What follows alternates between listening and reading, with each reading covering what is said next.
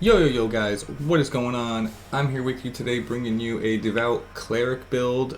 This is what I use to heal me through all content in the game, Tom, VOS, whatever you could really think of. This is what I'm using. So I'm going to go through my gear, the enchantments that I'm using, how my companions, mounts, everything else, so that way you guys get a very good understanding of how I'm doing things. So to start off, I'm going to be using the Raincatcher for the head, and I have the Dark Enchantment in there for my forte. This is mainly, when my health's above 50, my outgoing healing's increased by 7,500, but if it's below 50, then my crit strike is increased, and obviously you want crit strike and you want outgoing healing for a healer, so this is phenomenal. For me personally, best in slot for my healer. I know some people can swap out for Garistro's horns. I just don't personally like that. Secondly, I'm using the Raindrop Raiment. This is mainly just for the outgoing healing and to boost my teammates for it when I'm closer to them. I have a Dark Enchantment in that also, but that's for defense, for the crit avoidance, because I don't know, I feel like crit avoidance for me works best with the way I run things. My arms is the Risk Guards of Precipitation, and I use a Dark Enchantment in that utilities for this forte. I do use the Lionheart set for healing at times, but I mostly use the Mastered set here.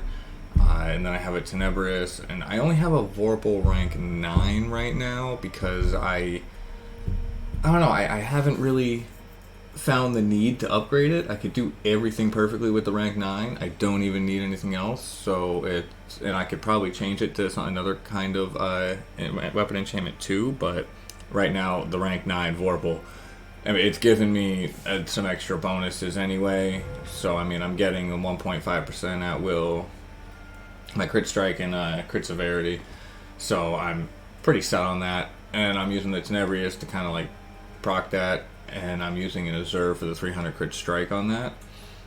On this one, my offense is going to be an Azure for crit strike again, and my defense is going to be an Assassin to get the deflection, crit avoidance, and awareness up, just to kind of boost my defense a little bit, because in VOS and the mazes, those mobs really do hit you pretty hard at times.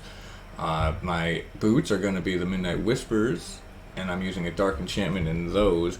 And just so everyone knows, the Midnight Whispers here, the Risk Guards, Raindrop, this is all gear that you could just farm doing the first mini-boss in the Vault of Stars, the new dungeon.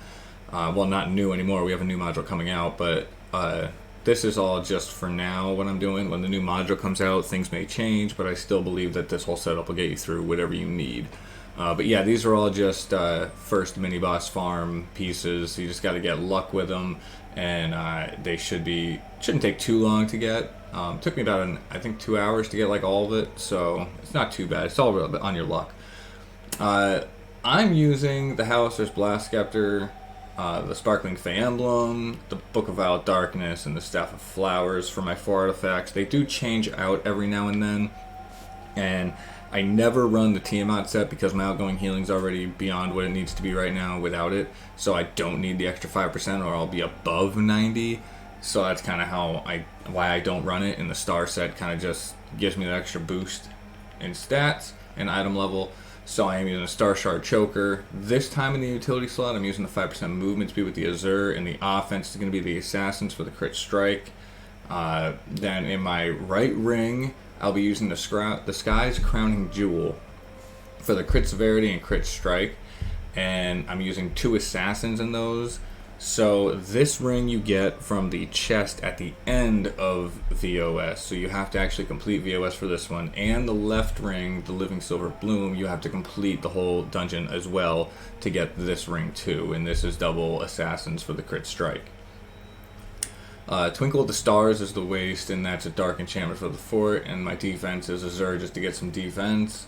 My shirt is the Weathered Wood Assault shirt, and I have a Dark Enchantment on that for the 300 crit severity, just kind of give me a little boost there. And my pants are the Weathered Wood Ward trousers, and I have a Dark for that for the crit avoidance. So that's all the gear, and the shirt and pants is from just doing your daily dungeons using the Seal of the Fae to purchase them for like I think 300 each, I believe. So from there, now the stats with this right now without any boosts, I'm getting 71.8% power, I have 68.4% crit and 78.4% crit severity. So already I'm hitting my heals pretty well. My fort is at 50.8. I don't really need it past 50. I mean, you could if you want to, but you don't really need it past 50. And my outgoing healing without anything is already 88.6.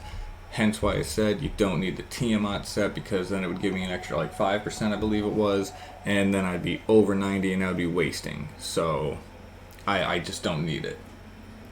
Onto the mounts. For right now, for some reason, I'm using the equip power of the Celestial Calm for awareness and accuracy when I really don't need to be, but it is what it is. My combat power, I usually use the Bat Swarm for all the great buffs and debuffs that it gives. So most of the time it's the Bat Swarm. Every now and then I'll use Grand Inspiration for the extra allies gain 14% for it. But I mean, I don't need the extra outgoing healing. That's 14%. That'll way cap me. So unless I'm asked to run it, I just run the Swarm normally. In my stable, I only use the Epic Haulers. Screw getting legendary or mythic ones. I'm not really needing them. But I'm running Berserker's Rage, a Cavalry's Warning, Artificer's Persuasion, Gladiator's Guile, and Shepherd's Devotion to buff up my teammates. So pretty much basic stuff here.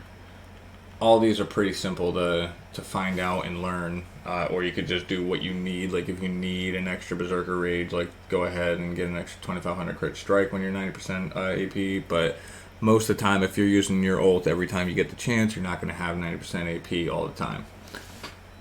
But that's pretty much it for that. Companions. Now my summon companion is the Golden Bullet Pup. I don't really need a fighting companion. This is just basic. It gives me some boost to healing, outgoing healing, 13,000 extra outgoing healing. So, and I get 7,000 power from it, 8,000 crit strike, 9,000 crit severity. So I get everything I need from it. If I want to swap out and I want to do some damage or something, I'll just run the dedicated Squire here. But the dedicated Squire, again, not really needed for me. I don't need an attack companion. So I just run the Golden Bullet and I call it a day. My equipment is the Gold Talisman of the Companion for the 15/15 critical severity, and I'm running Indomitables in there. The Pristine Belt of the Companion for the crit severity on that one. And then the next one down is the Spiked Belt of the Companion for the critical strike. Now these two are 1350 item level, while this one's only 1010. I have another 1350 one, but I'm not doing it because you need all offense from Indomitables, but I probably will be swapping out some enchantments here in the near future. The bonuses that I'm using are my universal slot is the Allosaurus Instinct for the 3.8% crit chance. Always want that. The Baby Deep Crow for the 7.5% power. I am using Minstrel for 3.8% extra power on top of that because I really don't need anything slotted towards my outgoing healing. I don't have any companions towards outgoing healing, so I just picked another one that had outgoing power. Or not outgoing power, just regular power. And then my top one is the Alpha Compy for the 7.5% power. So I really... Black Dragon Insight, 7.5% crit chance, and then that's it. I don't really need any. I don't have any companions with outgoing healing. I mean, I have them to put on, but I don't find a need for them. The only time I find the need for them is if I'm running my Soul Weaver build with the Warlock or my Paladin Oathkeeper at times. Other than that, I don't really use companion gear like that. Boon-wise campaign, I only have 51 boons, and I got Power, Crit Strike, Power, Crit Severity, and Movement Speed on Tier 2. Tier 3 I have Power. Tier 4 I have Power and Hit Points. And then obviously on Tier 5 I'm choosing 1% Outgoing Healing and 1% Action Point Gain, which I don't even have that fully up. And my Master Boons that I'm working on is Blessed Advantage.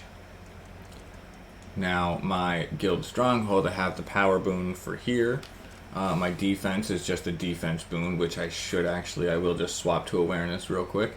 My utility, I use Revive Sickness just in case if I'm in something. If I'm really just running some stuff that I don't care about, I'll just use mount speed or movement speed. And then PvP, which doesn't really matter. Powers. My at will is scattering light, and my L2 is blessing of the light. Now, if you know how to use these two together to build your AP super quickly, which I'll show you in another video, well worth it. The only three things I really use is Bastion of Health, Healing Word, and Intercession. I don't use any other things. My divinity doesn't go down enough to make me need to use Exhalation.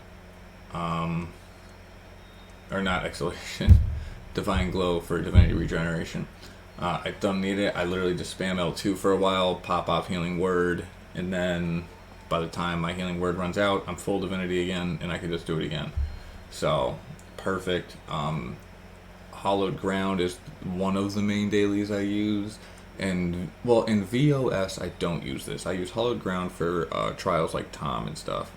For VOS and more dungeons like that, I just use Guardian of Life. It pulls everyone's life to full that's around you, so right off the bat when you hit it, so there's no need to worry about too much. And then it also gives you the heal over time, so I mean, it's kind of just like the perfect thing to use.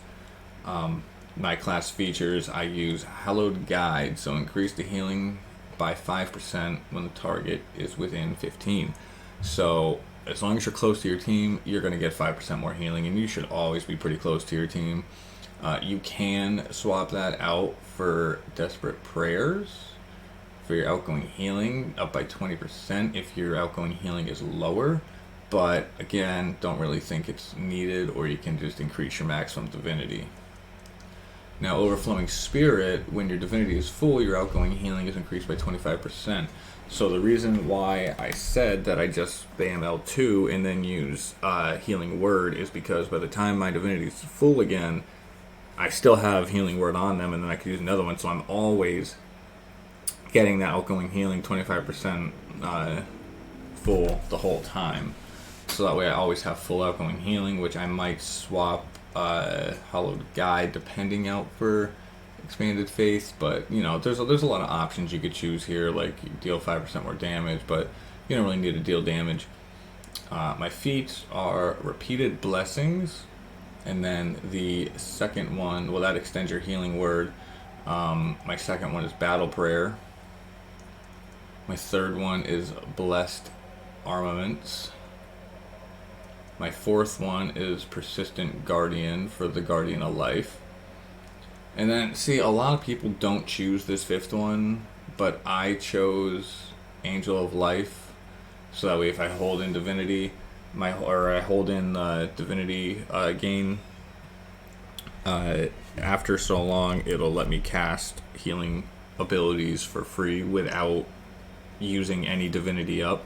So some people just leave them both there without choosing. I chose the last one. And that's pretty much it. Also, one of the good buff foods you can get is squash soup. So if you notice right here, my crit strike is 68.4 and my crit severity is 77.4. So if I just pop that once, then boom. Oh, I guess I was buffed. Just ignore that. I guess I wasn't paying attention. So, since they gain about 5%, that means my crit strike would normally be around like 63, and my severity would probably be around 72. So, I apologize for that. I completely forgot that I ended up having that already on there. But anyway, guys, that's my build for the Devout Cleric. It gets me through every single dungeon trial that I want to play. I have no issue keeping people alive. If you have any questions, comments on anything about the build, please let me know in the comments below. Anyway, guys, I'll see you.